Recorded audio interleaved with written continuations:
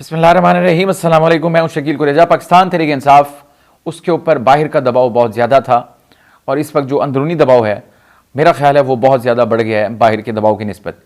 उसकी असल जो वजह बनी वो जो डिज़ास्टर हुआ सानिया डी चौक उसको कह लें, जो पाकिस्तान तहरीक इंसाफ के लिए पॉलिटिकली तो मैं उसको सानिया डी चौक ही कहूँगा, फॉर तहरीक इंसाफ जो उनकी पॉलिटिक्स है उस हवाले से।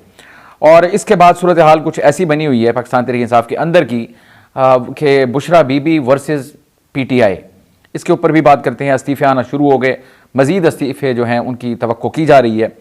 और इसके अलावा गवर्नर राज और पाकिस्तान तहरीक इंसाफ पर पाबंदी, इसकी भी बातें चल निकली हैं, इनके ऊपर भी बात करते हैं, इनका अहाता करने की कोशिश करते हैं। और कैजुअल्टीज़ वाला जो इशू है, यानी कि जो अमवात हुई, वो अभी तक मामला चल रहा है। हुकूमत अपने मौक़िफ़ पे कायम है, जबकि पाकिस्तान तहरीक इंसाफ जो है वो बदस्तूर अपने मौक़िफ़ के ऊपर कायम है। सबसे पहले बात कर लेते हैं पाकिस्तान तहरीक इंसाफ के जो बैरूनी दबाव था। ऑब्वियसली उनके लिए पॉलिटिकल स्पेस कोई नहीं, मुकदमात में उनको कोई रिलीफ नहीं मिल रहा। 9 मई का जो मामला है वो हल नहीं हो रहा और 8 फरवरी वाली जो उनकी दरख्वास्त है उसको सुना नहीं जा रहा, और जो उनकी शिकायत हैं इलेक्शन ट्रिब्यूनल्स के अंदर उनका भी कोई फैसला नहीं हो रहा। तो पाकिस्तान तहरीक इंसाफ के ऊपर ये यानी कि बैरूनी दबाव था जो कि मौजूद था, और इस दबाव को ख़त्म करने के लिए, उसमें से रास्ता बनाने के लिए उनकी जानिब से ये एहतजाज किए गए और ये थी उनकी फ़ाइनल कॉल डी चौक। इसमें सबसे बड़ा मुतालबा इमरान खान साहब की रिहाई थी और उसके अलावा जो उनके 3 बुनियादी मुतालबात थे वो सारे थे। लेकिन जिस तरीके से वो एग्जीक्यूट हुआ उससे नताइज तो क्या ही निकलते। अब सूरत हाल बैरूनी दबाव की निस्बत अंदर जो दबाव तहरीक इंसाफ के है वो मेरा ख्याल है ज़्यादा बढ़ गया है। अब पार्टी आपको बज़ाहिर टूट फूट का शिकार नज़र आ रही है और इसके अलावा इस्तीफ़े आना शुरू हो गए, मज़ीद इस्तीफ़ों की तवक्को की जा रही है और अब क़यादत जो है वो एक दूसरे के ऊपर शकूक व शुबहात का इज़हार कर रही है। ये एक सेक्शन है, जबकि दूसरा सेक्शन जो है पार्टी लीडरशिप का वो गायब है या शर्मिंदा है या मंजर आम पे नहीं आ रहा। एक दूसरे के ऊपर रिस्पॉन्सिबिलिटी डाली जा रही है। लेकिन इसमें सबसे बड़ा रोल जो डिस्कस हो रहा है वो है बुशरा बीबी का। अब बुशरा बीबी पॉलिटिकल पर्सनैलिटी तो नहीं है, पाकिस्तान तहरीक इंसाफ का यही मौक़िफ़ है, यही वो कॉल थी जिसमें उनका रोल जो है वो हमें नज़र आया। वो कंटेनर पर आई और उन्होंने डिक्टेट भी की चीज़ें। जो रिपोर्ट हुई, सबसे बड़ा फैसला जो था वो था कि इमरान खान साहब के हुक्म के बावजूद कि आपने संजानी चले जाएं, बुशरा बीबी ने उसको ओवर रूल किया और फैसला हुआ कि नहीं, डी चौक जाएंगे। इसके ऊपर अंदर बहुत ज़्यादा बातचीत होती रही। आज शेर अफजल मरवत साहब ने मज़ीद क्लैरिटी इसमें लाई और उनका ये मौक़िफ़ था कि अली अमीन गंडापुर का ये उनकी राय थी कि पाकिस्तान तहरीक इंसाफ का जो काफ़िला है उसको 26 नंबर से आगे नहीं जाना चाहिए। लेकिन दबाव अपनी जगह मौजूद था, क्योंकि पहले जो हवा भरी गई, यानी कि इस कॉल की जो तैयारी की गई थी उसमें तो डी चौक ही बताया गया। अब डेफिनेटली कारकुनान तो इमरान खान साहब से मोहब्बत करते हैं और उनको यही लगा था कि हमारी जो लीडरशिप है उनके पास बाकायदा प्लान मौजूद है और वो हमें लेके जाएंगे और हम इतना दबाव डालेंगे कि हुकूमत इमरान खान को रिहा करने पर मजबूर हो जाएगी। बहरहाल उनका मुतालबा डी चौक वाला रहा और बुशरा बीबी भी डी चौक की ही कॉल देती रही और एंड तक उनका मुतालबा यही रहा, डी चौक डी चौक डी चौक। तो फिर 26 नंबर से उनको आगे आना पड़ा। जब वो आगे पहुंच गए तो शेर अफजल मरवत साहब के मुताबिक उस वक्त भी अली अमीन गंडापुर का ये मौक़िफ़ था कि जिना एवेन्यू के ऊपर कलसूम इंटरनेशनल हॉस्पिटल वाली जो मकाम है उससे आगे उनको किसी सूरत नहीं बढ़ना चाहिए।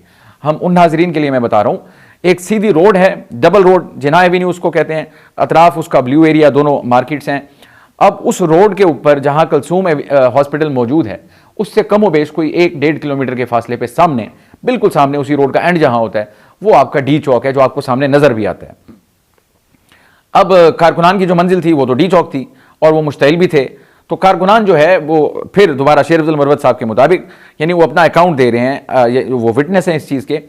तो जब उनको ये पता चला कि गंडापुर साहब कह रहे हैं कि आपने कलसूम इंटरनेशनल से आगे नहीं जाना, तो उनका ये मौक़िफ़ है कि उन्होंने पूरी जोर लगा के गाड़ियाँ बदल के वो जो आपका यानी कि इनके काफिले की हेड था, यानी कि हेड से मुराद बिल्कुल टॉप पे आगे जाके वो पहुंचे और उन्होंने कारकुनान को वहां पे कहा कि आपने आगे नहीं जाना डी चौक की तरफ।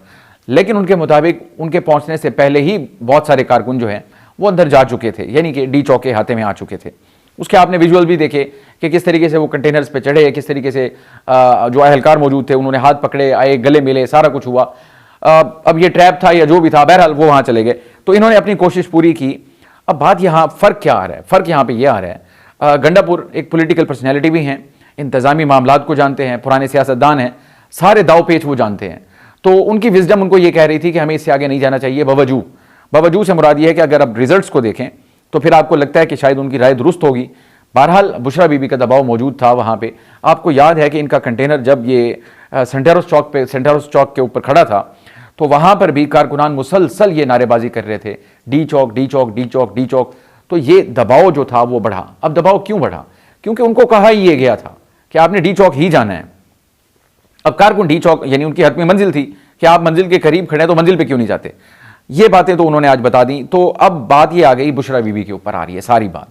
उनकी जो हमशीरा हैं वो ये कह रही हैं कि बुशरा बीबी यहाँ से नहीं जाना चाहती थी, लेकिन उनको यहाँ पे जदोकोब करके ज़बरदस्ती करके उनको यहाँ से ले जाया गया। अब आज जो फुटेजेस आ गई, सीसीटीवी फुटेजेस, उस सीसीटीवी फुटेज में आपको वाज़ेह तौर पे देखा जा सकता है, आप देख सकते हैं उसमें कि बुशरा बीबी एक गाड़ी से निकली, G8 सेक्टर की आ रही है, एक गाड़ी से निकली हैं और दूसरी गाड़ी में खुद चल के गई हैं वो, यानी उनका बुरका वगैरह कहते हैं तब्दील हुआ और वो वहाँ से दूसरी गाड़ी में शिफ्ट हुई और वो गाड़ी वहाँ से निकली और फिर उसको यानी कि थ्रू ये जो रास्ता है ऊपर का मुनाल वाली साइड का, वहाँ से उनको निकाल दिया गया। तो अब उनका ये क्लेम उनकी बहन का वो तो यानी कि गलत साबित हो गया कि उनको ज़दोकोब करके ले जाया गया यहाँ से। बात यहाँ पे ख़त्म नहीं हुई, वो चले गए, कारकुनान को गुस्सा था, फिर जो एपिसोड यहाँ पे हुआ उसको छोड़ते हुए अब कल इनका इजलास हुआ पाकिस्तान तहरीक इंसाफ का। आज काशिफ अब्बासी साहब ने, बड़े सीनियर एंकर पर्सन हैं, सहाफ़ी हैं पुराने, उन्होंने खबर दी और उनकी खबर ये है कि कल इजलास हुआ पाकिस्तान तहरीक इंसाफ की जो सियासी लीडरशिप है उसका, और उस इजलास के अंदर बुशरा बीबी बाज़ाब्ता तौर पर शरीक नहीं थी, लेकिन वो उसमें आई और बुशरा बीबी ने आकर वहाँ उनको जो लीडरशिप थी उनको बड़े यानी कि अल्फाज का जो चुनाव था वो काबिल एतराज़ था। उन्होंने उन अल्फाज के साथ मसलन उन्होंने कहा पार्टी लीडरशिप के लिए बेगैरत और बेशरम जैसे अल्फाज जो हैं वो इस्तेमाल किए लीडरशिप के हवाले से। और मौक़िफ़ उनका ये था कि मैं डी चौक पहुँच गई थी, कारकुनान पहुँच गए थे, तो आप लोग कहाँ थे, लीडरशिप कहाँ थी, ये उनका यानी कि गुफ्तगू का वो मकसद था। और इसके अलावा भी उन्होंने कुछ अल्फाज गिद्ध जैसे कहते हैं वो भी इस्तेमाल किए। तो अब ये ऑब्वियसली पार्टी लीडरशिप है, सेक्रेटरी जनरल भी वहाँ बैठे थे और दीगर रहनुमा भी जो हैं वो भी वहाँ बैठे थे। अब इसके बाद खबर के मुताबिक, काशिफ अब्बासी साहब की खबर के मुताबिक, जब वो चली गई वहाँ से तो सबसे पहले इसके ऊपर जो रिएक्शन दिया वो सलमान अकरम राजा साहब ने दिया, जो कि सेक्रेटरी जनरल हैं। उनका ये मौक़िफ़ था कि मैं पाकिस्तान तहरीक इंसाफ का सेक्रेटरी जनरल हूँ और मैं बानी PTI यानी इमरान खान साहब को जवाब दे हूँ और उनकी अहलिया को मैं जवाब दे नहीं हूँ। तो ये पहला रिएक्शन था। इस रिएक्शन की तायीद की फिरदौस शमीम नकवी साहब ने, जो कि सिंध से हैं, और उन्होंने भी इस मौक़िफ़ की तायीद की कि हम बिल्कुल इमरान खान को जवाब दे हैं, उनकी अहलिया को जवाब दे नहीं हैं। तो एक तो बुशरा बीबी का फैसले करना जिसका रिजल्ट जो है वो बड़ा ही फियस्को और डिज़ास्टर, तबाही के सिवा कुछ नहीं मिला पाकिस्तान तहरीक इंसाफ को, पॉलिटिकली भी और अदरवाइज भी। यानी वो जो अमवात की बात कर रहे हैं, जो कारकुनान के लापता होने की बात कर रहे हैं, जो ज़ख्मियों की बात कर रहे हैं, जो इतना पैसा लगा और जो सुबकी हुई, सारा कुछ हुआ, यानी डिज़ास्टर था तहरीक इंसाफ के लिए। वो भी बुशरा बीबी की तरफ जा रहा है। फिर उनका यहाँ से चले जाना, फिर उसके बाद एक झूठ यानी सामने आ जाना कि उन्होंने हमशीरा को बताया कि वो नहीं जाना चाहती थी, लेकिन फिर फुटेज ने बता दिया कि नहीं, वो तो खुद गई, अपने कदमों पे चल के जा रही हैं एक गाड़ी से दूसरी गाड़ी में, और वो आराम से चली गई, कोई रेजिस्टेंस, कोई ऐसी चीज़ नहीं थी। अब वो चली गई और उसके बाद जब इजलास होता है उसमें आके वो इस तरह की गुफ्तगू करती हैं जो कि हमने आपको बताई काशिफ अब्बासी साहब की खबर के मुताबिक। तो इसके बाद अब बज़ाहिर ये महसूस हो रहा है PTI वर्सेस बुशरा बीबी चल रहा है मामला, और ये कोई इतना आसानी से हल होगा नहीं। चाहे इमरान खान साहब भी इसमें इंटरवीन करें तो या तो कोई बड़ा ही ड्रास्टिक फैसला करना पड़ेगा कि एब्सोल्युटली इंसुलेट कर दिया जाए बुशरा बीबी को कि पॉलिटिकल एक्टिविटी किसी भी सतह पे, किसी भी लेवल पे, कोई अपीयरेंस की शक्ल में हो, कोई बयान की शक्ल में हो, कोई फैसले की शक्ल में हो, बुशरा बीबी के ऊपर इसकी पाबंदी होगी, तब तो जाके ये मामला कहीं सेटल हो सकता है। लेकिन चीज़ें जहाँ तक पहुँच चुकी हैं, मेरा ख्याल है इनको सॉर्ट आउट करना और इनको इन किसी करवट बिठाना ये बड़ा मुश्किल होगा। अब आज 2 इस्तीफ़े आए। सबसे पहला इस्तीफ़ा आया सलमान अकरम राजा साहब का। आप देखें कल रद्द अमल सबसे पहले सलमान अकरम राजा साहब का आया। ऑब्वियसली एक डिग्निफाइड आदमी है, सारे डिग्निफाइड हैं पॉलिटिशियंस। अब ये कन्वेंशनल पॉलिटिशियन नहीं है, इनका प्रोफेशन वकालत है, बड़े पाए के वकील हैं, बहुत पुराने वकील हैं, 30-40 साल से वकालत कर रहे हैं। तो अब जब उनके साथ ये वाला यानी कि जो अल्फाज इस्तेमाल किए गए, मैंने कहा अल्फाज का चुनाव बड़ा गैर मोहतात था, बेगैरत कह देना और इसके अलावा बेशरम कह देना, गिद्ध कह देना वगैरह वगैरह, तो शायद उनको वो नागवार गुजरा हो। तो मुमकिन तौर पर ये एक रद्द अमल हो सकता है कल की उस एपिसोड का जो बुशरा बीबी की तरफ से हुआ इजलास के दौरान। फिर इसके साथ ही हामिद रज़ा साहब, वो भी साहबजादे हैं, उन्होंने भी इस्तीफ़ा दे दिया, बल्कि उन्होंने ये भी कह दिया कि मैं MNA-शिप से भी इस्तीफ़ा दे दूंगा। वो पाकिस्तान तहरीक इंसाफ का हिस्सा नहीं है, लेकिन सियासी कमेटी जो है तहरीक इंसाफ की, उसका वो हिस्सा है, उससे उन्होंने इस्तीफ़ा दे दिया। ये भी ऑब्वियसली बज़ाहिर ऐसा लग रहा मुमकिन तौर पर एहतजाजन ये इस्तीफ़ा दिया गया हो, या अदरवाइज़ ये भी हो सकता है कि अपनी साख को बचाने के लिए इससे पहले कि इमरान खान साहब ये फैसला करें तो अज खुद इस्तीफ़े दे देते हैं, क्योंकि सूरत हाल तो यही बनी हुई है पाकिस्तान तहरीक इंसाफ के लिए, बिलखुसूस पंजाब की सतह पर, क्योंकि ज़ीरो था, कुछ भी नहीं था, सारी लीडरशिप गायब थी। तो बहरहाल इस्तीफ़े आए हैं, वजूहात भी सामने आ जाएंगी। अब इम्कान ये जाहिर किया जा रहा है कि जिस इस्तीफ़े, एक तो खबर ये आई कि इमरान खान साहब ने ही इनको हटाने का फैसला किया, फिर एक और खबर आ गई कि इमरान खान साहब का ये फैसला हो गया कि अब बैरिस्टर गौहर जो है वो चेयरमैन नहीं होंगे और चेयरमैन होंगे असद कैसर साहब। असद कैसर साहब ने इस खबर की तरदीद की है, जबकि ये भी इमरान खान साहब के हवाले से खबर आ रही है, फैसला हो गया कि अली मोहम्मद खान साहब जो होंगे वो सेक्रेटरी जनरल होंगे। इसका मतलब ये होगा फिर सलमान अकरम राजा का इस्तीफ़ा कबूल कर लिया जाएगा। ये बड़ी, मैं समझने से कासिर हूँ, आज भी बात हुई बहुत सारे लोगों से कि बैरिस्टर गौहर साहब चेयरमैन साहब हैं कहाँ, बिल्कुल गायब हैं, कोई पता नहीं, ना कोई अपीयरेंस, ना कोई टॉक, ना कोई बात, ना कोई बयान, एब्सोल्युटली ज़ीरो, कहाँ हैं, गायब हैं, कुछ नहीं। इसी तरह असद कैसर और दीगर लोग, मुझे लगता है कि वो इस वक्त सख्ते की कैफियत में हैं। जो कुछ हुआ है सख्ता तारी होना बनता है, कारकुन के साथ जो हुआ और लीडरशिप ने जो किया और बिलखुसूस जो पंजाब ने किया, मुझे लगता है इमरान खान साहब तक जब ये सारी बातें पहुँचेगी, हो सकता है अखबार के जरिए पहुँच गई हों, लेकिन उनकी तरफ से बाज़ाब्ता आज दिन तो था मुलाकात का, लेकिन अब चूंकि वो जिस्मानी रिमांड पर पुलिस की है तो वो अडियाला जेल में ही, लेकिन उनकी तहवील जो है वो पुलिस के पास है। अब अडियाला जेल का ये यानी मौक़िफ़ है हुकाम का, इंतज़ामिया का, कि अब जो मुलाकातें होंगी वो उनकी इजाज़त से होंगी जिनकी वो तहवील में है, यानी जिस्मानी रिमांड पर पुलिस के हवाले हैं वो ऑब्वियसली थाना न्यू टाउन रावलपिंडी वाला। तो बहरहाल आज उनकी मुलाकात तो नहीं हो सकी, बावजूद इसके कि मुलाकात का दिन था और ख़बर यह आई कि मुलाकात के लिए गया ही कोई नहीं, खबर ये थी कोई मुलाकात के लिए नहीं गया। तो इमरान खान साहब इन तमाम चीज़ों को किस तरीके से यानी कि सॉर्ट आउट करेंगे, कैटर करेंगे, चैलेंजेस तो ऑलरेडी बहुत ज़्यादा थे और टॉप पे था उनकी रिहाई, और जब उनको ये सारी खबरें मिलेंगी और जो बताएगा, बताने के लिए भी हौसला चाहिए होगा। अब या तो गंडापुर साहब जाएँ या बुशरा बीबी जाएँ, जो भी होगा, लेकिन अब मसला ये है कि गंडापुर साहब का अलग वर्जन होगा, बुशरा बीबी का अलग वर्जन होगा, तो ये एक इंतहाई चैलेंजिंग सिचुएशन है पाकिस्तान तहरीक इंसाफ के लिए। दूसरी बात होती रही अमवात के ऊपर, आज भी बात हुई बहुत सारी, उसके ऊपर अगेन शेर अफजल मरवत साहब ने गुफ्तगू की और उनका ये मौक़िफ़ है कि इस मामले को देखने के लिए ये जो जिम्मेदारी है वो अली अमीन गंडापुर के जो भाई हैं फैसल गंडापुर, उनको दी गई है जिम्मेदारी। और अब तक की जो उनकी फाइंडिंग्स हैं उसके मुताबिक 350 पाकिस्तान तहरीक इंसाफ के जो कारकुनान हैं उनका कोई अता पता नहीं, वो गायब हैं, या तो कोई पता नहीं है वो ज़िंदा हैं या नहीं, और दूसरा वो लापता हैं या वो गिरफ्तार हैं, उनको उनके बारे में कुछ नहीं पता। ताहम ये हतमी फाइंडिंग्स नहीं हैं, अब तक की जो उनकी फाइंडिंग्स है उसके मुताबिक 350 कारकुनान। इसके ऊपर इंटरनेशनल मीडिया में भी काफ़ी रिपोर्ट्स आ रही हैं, गार्डियन ने रिपोर्ट की, बात का भी जिक्र किया, फिर उसके बाद उनकी तरफ से उसकी कोई वजाहत भी आई कि अभी गैर मुसद्दक़ा चीज़ें हैं। इसी तरह BBC उर्दू जो है आज उसने भी खबर लगाई, और वो मैंने उस पूरी तफसील पढ़ी BBC उर्दू की खबर की। उसके मुताबिक ये था कि पिम से भी रब्ता किया गया और पॉलीक्लिनिक से भी रब्ता किया गया, उनकी रिकॉर्ड तक रसाई मांगी गई जो कि नहीं मिली। लेकिन हुकाम का मौक़िफ़ और जो हक़ाइक़ हैं ये दोनों में बड़ा फ़र्क है।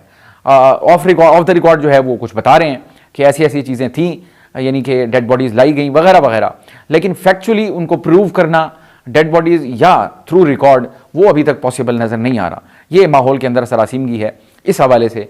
बहरहाल ये एक सानिया तो था, सियासी तौर पे इसको देखा जाए तो ये सानिया है, इसमें कोई शुबा नहीं है। और हुकूमत जो है वो अपने मौक़िफ़ पे बदस्तूर कायम है, क्योंकि इंटरनेशनल दबाव जो है मीडिया का वही इस हुकूमत के ऊपर बढ़ रहा है। सोशल मीडिया के थ्रू पूरी दुनिया में खबरें जा रही हैं कि पाकिस्तान तहरीक इंसाफ के साथ क्या हुआ। तो इसके ऊपर आज फिर दो वफाकी वज़रा जो हैं एहसन इकबाल साहब और अता तारड़, उन्होंने इंटरनेशनल मीडिया को ब्रीफ किया, पूरा उसके वीडियो भी मौजूद है। उन्होंने अंग्रेज़ी में ही सारी बातें की, उनका जो एड्रेस ही था वो इंटरनेशनल मीडिया ही था, और उन्होंने इस दावे को मुस्तरद किया एब्सोल्युटली पाकिस्तान की तहरीक इंसाफ के। वो कहते हैं एक भी कैजुअल्टी नहीं हुई थी, और इसके अलावा ये प्रोपेगेंडा किया जा रहा है पाकिस्तान तहरीक इंसाफ के सोशल मीडिया के ज़रिए, तो वो इसको डिनाई कर रहे हैं बिल्कुल कुल्ली तौर पर, कतई तौर पर। वो कहते हैं कोई कैजुअल्टी नहीं हुई, कोई अमवात नहीं हुई, कोई हलाकतें नहीं हुई, बल्कि उन्होंने ये कहा कि सिक्योरिटी हुकाम जो हैं उनकी जो एहलकार थे, रेंजर्स वाले हो गए या पुलिस वाले हो गए, उनकी शहादतें हुई, इनकी कोई नहीं हुई, और ये प्रोपेगेंडा कर रहे हैं। तो ये चीज़ें इतनी जल्दी दबेंगी तो नहीं, ये मामला इसी तरह मेरा ख्याल है चलता ही रहेगा। अब एक और बात आपको गुजारिश करनी थी, गवर्नर राज, उसकी बड़ी खबरें चल रही हैं, कैबिनेट का इजलास हुआ, उसके अरकान जो हैं उनकी अक्सरियत वो इस बात के उन्होंने सजेशन दी कि KP के अंदर गवर्नर राज लगाया जाए। और इसके अलावा बलूचिस्तान के अंदर आज बलूचिस्तान असम्बली में करारदाद पेश की गई पाकिस्तान तहरीक इंसाफ के ऊपर पाबंदी लगाने की। पहली बात, गवर्नर राज, पाकिस्तान तहरीक हुकूमत जो है वो सूबे में यानी KP में किसी सूरत गवर्नर राज नहीं लगाएगी। मेरी जो अंडरस्टैंडिंग है या जो मुझे आइडिया है वो नहीं लगाएंगे गवर्नर। उसकी वजह क्या है? उसकी वजह ये है कि पाकिस्तान तहरीक इंसाफ को इस वक्त दो बड़े चैलेंज इधर पेश हैं। एक बाहर का दबाव है, यानी कि जो उनके नज़दीक जो ऑपरेशन हो रहा है उनके ऊपर, जो कि नज़र भी आ रहा है, एक तो वो है। उसी को ख़त्म करने के लिए जब वो आए थे, उसके बाद जो अब एपिसोड हो गया, जो अंदर से एक लावा फट रहा है, यानी इस्तीफे भी आ रहे हैं, एक दूसरे पे शकूक शुबहात हो रहे हैं, ओहदे बदल रहे हैं और पता नहीं क्या कुछ हो रहा है। बुशरा बीबी फैक्टर आ गया, गंडापुर के ऊपर दबाव बढ़ गया, कारकुनान सारे नाराज हो गए। पाकिस्तान तहरीक इंसाफ अंदर बाहर से जब फुली शदीद तरीन दबाव का शिकार हो और कुर्रम और पारा चनार वाला मामला भी चल रहा हो, तो एक तरफ कारकुन उनके ऊपर चढ़ा हुआ है, लीडरशिप एक दूसरे को शकूक शुबहात इजहार कर रही है, बुशरा बीबी के साथ फड्डा हुआ है। तो क्या पड़ी है हुकूमत को, ये तो इससे बड़ी क्या बेवकूफ़ी होगी कि हुकूमत ऐसे मौके के ऊपर पाकिस्तान तहरीक इंसाफ को विक्टिम बना दे और सारी जमात इकट्ठी हो जाए, कारकुन खड़ा हो जाए और उनके साथ हमदर्दियाँ हो जाए लोगों की। तो ये हुकूमत कभी भी ऐसा काम, ऐसी अपॉर्चुनिटी तहरीक इंसाफ को नहीं देगी। तो ठीक है, बातें हो रही हैं, लेकिन ऐसा होगा नहीं, अमली तौर पर पॉसिबल नज़र नहीं आता। अब आ जाए जी पाबंदी। नून लीग के सूबाई वजीर हैं बलूचिस्तान में, आज उन्होंने करारदाद पेश की, मंजर पूरा खींचा जी, ये किया तहरीक इंसाफ ने, उसमें 9 मई भी है और ये 26 नवंबर वाले वाक़यात, इन सारी चीज़ों की बुनियाद पर उन पर पाबंदी लगाई जाए।